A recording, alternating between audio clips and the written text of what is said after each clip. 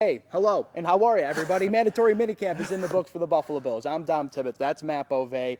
We are now, 5-6 weeks out from training camp? Yep. But before we get there, let's talk, Matt. The best takeaways that we have so far, guys who stood out, what kind of immediately jumps out to you, just maybe in a general sense about what you saw and maybe what the Bills accomplished over the last 3 days? All right, let's start with James Cook, not for the reasons, though, that you're thinking, right? Right. The James Cook story was a big story at the beginning of the week. He shows up. That kind of pours some cold water on the smoke that was the James Cook situation. The reason I'm bringing it up is because we actually heard from Brandon Beane on Thursday, and he was specifically asked if those talks have restarted. Kind of danced around the question and didn't say much. Yeah. But that in itself was interesting to me because the last time he was asked about this, or one of the last times he was asked about it, was he said that he didn't anticipate something happening. So I wonder if they will revisit those conversations, or maybe they'll try and meet in the middle somewhere. But it also sounds like they're in a pretty good spot. Even if there's not a new deal in place, it feels like James Cook will report to training camp, will practice. And I think it was a really good sign that he practiced this week, too, because we also had talked about, well, maybe he's here, but he just doesn't practice. That wasn't the case. Yeah. He was here, and he was practicing with the guys you would expect him to practice with. And I also thought it was interesting. You go back to Josh Allen's presser on Tuesday, so the first day of minicamp this week or whatever, and the language of like, hey, hopefully maybe this deal gets resolved soon. I think also, Josh Allen values the consistency factor of having the guys in his offense. Yeah. But I also think like it's enough for your starting quarterback to be like, yeah, but hopefully maybe soon this issue is resolved, so we don't have to worry about this, push it behind us. So I maybe I'm reading into it a little bit too much, but Josh Allen kind of having the confidence in his first string running back, yeah, I think that goes a long way too. I don't think Brandon Beane can move any money around just because Josh Allen says like, hey, boss, make this happen. Yeah. But I think it's interesting. And also like Beane's language too when he talked Thursday is also of the same sentiment, like, hey, there's really no bad blood here. It's just business is business. We'll talk, we'll try to figure that out. And then until then, the status quo is kind of the status quo between both parties. Yeah, Sean McDermott said at the beginning of the week, before we even had seen James Cook on the field, business is business, football is football, Yeah. and this was about football and the Bills wanting one of their best players to be out on the field practicing with the rest of the team. So we talk about James Cook. Of course, that's an easy storyline. Give me a player who impressed you this week, or a couple players that impressed you this week. I'll go first. I'm going to go Elijah Moore. Now, everybody's going to say, Dom, Elijah Moore is Khalil Shakir like 2.0. You already have Khalil Shakir. What are you doing? Hold on, folks. Not only do you get two Khalil Shakirs, which, by the way, which team in the NFL is not going to want two Khalil Shakirs on the field? You're also getting a guy who can do some of the things on the outside, push the field, go vertical, like Keon Coleman and Joshua Palmer did. So on the offensive side of the ball, I really liked what I saw from Elijah Moore. Defensively, go to the cornerback room, right? Max Harrison, you get to see a lot of them, little tweaked up, tweaked a hamstring on Thursday. Yeah. Staying in that position group, Matt, I like Trey White. I think he had a tough Thursday, so there's a little bit of like, okay, it was tough there. I didn't love Trey this week. The first couple of days, I actually liked what I got to see from Trey. Sure. I thought you at least saw, from my instance, like a guy who has battled through two really bad lower body injuries. I saw the skill set, the speed, a little bit of just that energy too. Maybe it's also because Trey just brings that energy. You and I have talked about this a bunch too. So maybe that's like infectious, and I'm feeling that.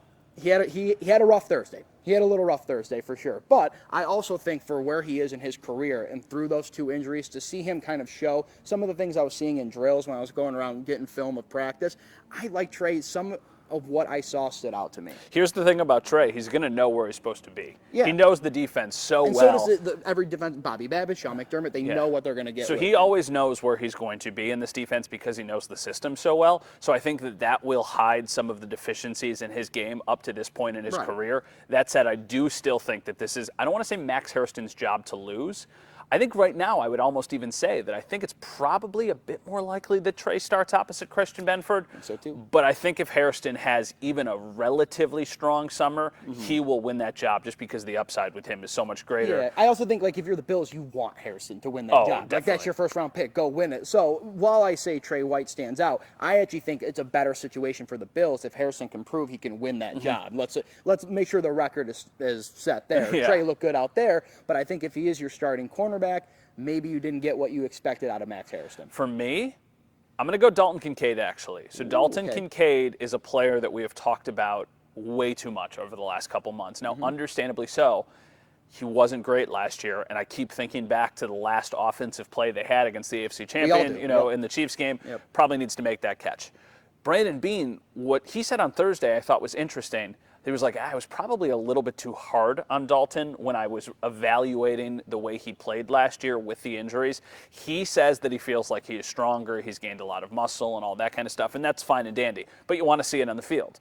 On the final day of Thursday's minicamp, we saw it on the field. Yeah. He had multiple touchdown catches. Several of them were contested catches. They're not even in pads yet, right? Like the skill players should shine in situations like this.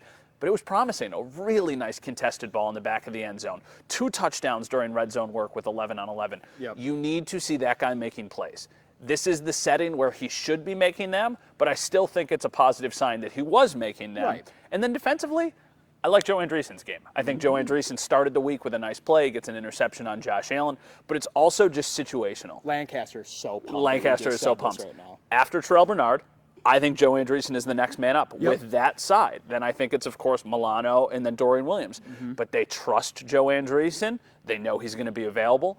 And he plays special team snaps for them. That's important, too. So I think that, right now it feels like Joe Andreessen is trending in the right direction to make this team again. The one thing I'll say, though, is that at mandatory minicamp last year, we were absolutely not talking about Joe Andreessen. No, absolutely. So there is a player or two that we are absolutely not talking about right now who will probably go on to make the team or make an impact. And who knows, it could be like Eddie Ulofoshio, right? It Of could course. just be somebody coming up there, too. You brought up, I just want to go back, because I actually have an offensive player. For a lot of the same reasons you talked about Dalton, Curtis Samuel, I thought, had a good mini camp. Curtis made a couple really nice plays during 11 on 11, kind of tiptoeing the sideline, getting in boundary.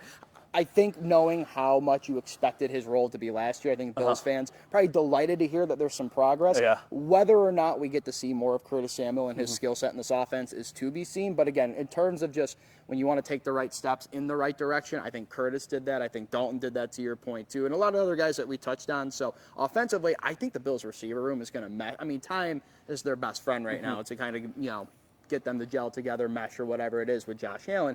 But I think things are going in the right direction there, and that can be scary for this offense, who maybe they don't have that prototypical wide receiver one, but they might have a bunch of guys that defenses are like, man, how do we play against this? 5, Khalil Shakir, Keon Coleman, Josh Palmer, Elijah Moore, Curtis Samuel. I feel like those are the 5 guys that are kind of in like a little bit of a bubble themselves. Yep. And then the next guy after that, I would say, is Jalen Virgil. Familiarity, had some nice plays on Thursday, which is a good sign.